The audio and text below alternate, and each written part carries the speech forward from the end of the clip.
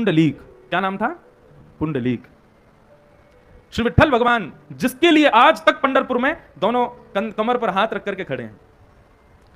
ये पुंडलीक जो था ये बिल्कुल अपने माता पिता से प्रेम नहीं करता था। बहुत ध्यान से सुनिएगा। एक दिन माता पिता ने कहा, पुंडलीक हम लोग काशी विश्वनाथ दर्शन करने जाना चाहते हैं, हमारी व्यवस्था कर दो। पुंडलीक बोला, भगवान ने तो पैर दिए, चल के चले जाओ। माता पिता बोले, बेटा यहां से बहुत दूर है, देख लो लाला आने वाले हैं आज। बोले नंद के लाला की। ये आप सबके पितृ प्रसन्न होकर के अश्रुधार बहा रहे हैं कि आज हमारे परिवार में देखो कितना सुंदर उत्सव होने वाला है, नंद घर आनंद होने वाला है। उसी के प्रेमाश्रु बरसाए जा रहे हैं।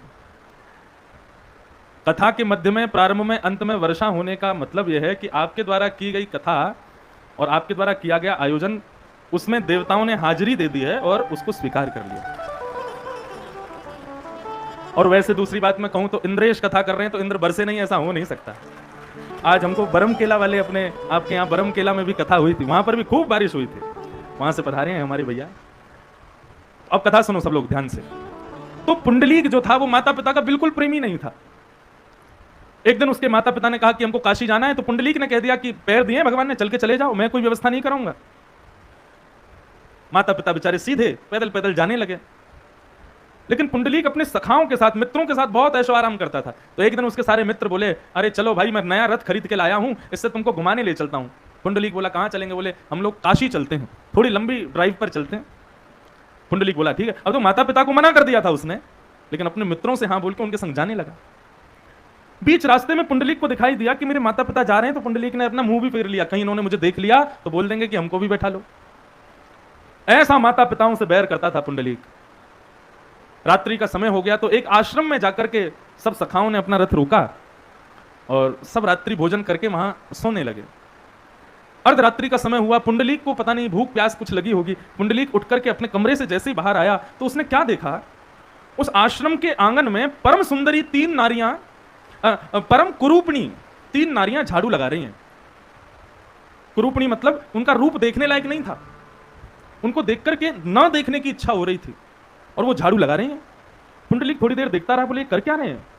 तभी उसने देखा कि ज्यों-ज्यों वो झाड़ू लगाती जा रही हैं त्यों-त्यों उनका रंग साफ होता जा रहा है, नेत्र सुंदर होते जा रहे हैं, नासिका सुंदर होती जा रही है, उनका अंग प्रत्यंग सुंदर होता जा रहा है। और अंत में पुंडलीक ने देखा कि जैसे उनकी सेवा पूर्ण हुई, वो परम सुंदरी नारियां अत्यंत तेजमान, अत्यंत सुंदरी बनकर के उसके सामने खड़ी हैं। पुंडलीक ने हाथ जोड़ करके कहा, माताओं आप कौन हो और ये क्या हुआ? मैं जब आया था यहाँ पर तब आपका रूप इतना सुंदर नहीं था और अब आप परम सुंदरी लग रही हो, ये क्या हुआ चमत्कार, मुझे इसके बारे में बताओ। उन तीनों ने अपना परिचय दिया, बोले कि हम तीन कोई और नहीं है, तीनों नदियां हैं, गंगा, यमुना और सरस्वती। अच्छा तो आपका ये अभी क्या हुआ था यहाँ पर? बोले पुंडलीक दिन भर ना जाने असंख्य लोग हम में स्नान करके अपने पापों को धो करके जाते हैं, अपने पापों को हम में युक्त करके जाते हैं।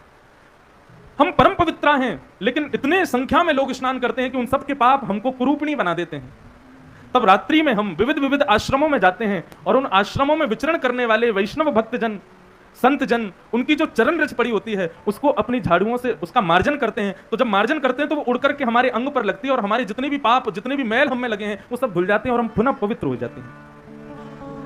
पुंडलीक ने बोला, इतनी सामर्थ्य होती है संत जनों के चरण रज में? तो बोले हाँ।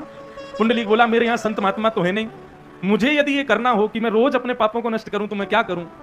तब गंगा यमुना सरस्वती ने बताया, बोले संत जनों के चरण रज मिल जाए तो अच्छा है, नहीं तो घर में विराजमान संत स्वरूप जो माता पिता हैं, यदि कोई बालक नित्य उनको प्रणाम करे, नित्य उनके चरण रज को अपने माथे से लगाए, उसके पाप नित्य नष्ट होते हैं। जैसे ही पुंडलीक ने यह बात सुनी, नेत्र सजल हो गए पुंडलीक के। बोले कि मेरे घर में माता पिता बैठे हैं और मैं बाहर जाकर के संत जनों के चरण रज ढूंढ रहा हूं।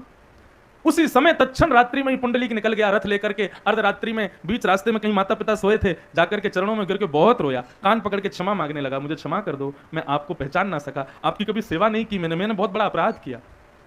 माता पिता दोनों को काशी विश्वनाथ दर्शन करा करके वापस लेके आया और उसी दिन उसने प्रण ले लिया, मेरा कर्म, मेरा कर्तव्य, मेरा जीवन, मेरा सब कुछ मेरे माता पिता के चरणारविंद हैं। कोई उसको बोलता पुंडलीक मंदिर जाया करो, तीर्थ याद जाया करो, कहीं जाया करो, तो हर चीज में अपने माता पिता को ही प्रणाम करता था। बोले यही तीर्थ है मेरे लिए। इतनी सेवा माता पिता की करता था कि द्वारिकाधीश उसकी सेवा से प्रसन्न हो गए। और एक दिन द्वारिकाधीश से रहा नहीं गया, द्वारिका से निकल पड़े। रुक्मणी जी ने पूछा कहां जा रहे हो? बोले अपने एक भक्त को दर्शन देने जा रहा हूं। और पुंडलीक के यहां पंढरपुर में पुंडलीक सेवा कर रहा था अपने माता पिता की, तभी सुंदर चंदन की सुगंधी आने लगी, तभी दिव्य तेज एक प्रकाश मानो जैसे गेट पे से अंदर भीतर आने लगा। नूपुरों की ध्वनि, ठाकुर जी के आभूषणों की मचलन की ध्वनि पुंडलीक के कानों में जाने लगी। पुंडलीक बोला ये सुगंधी कहां से आ रही है, ये नूपुरों की आवाज, ये इतना प्रकाश कौन दे रहा है?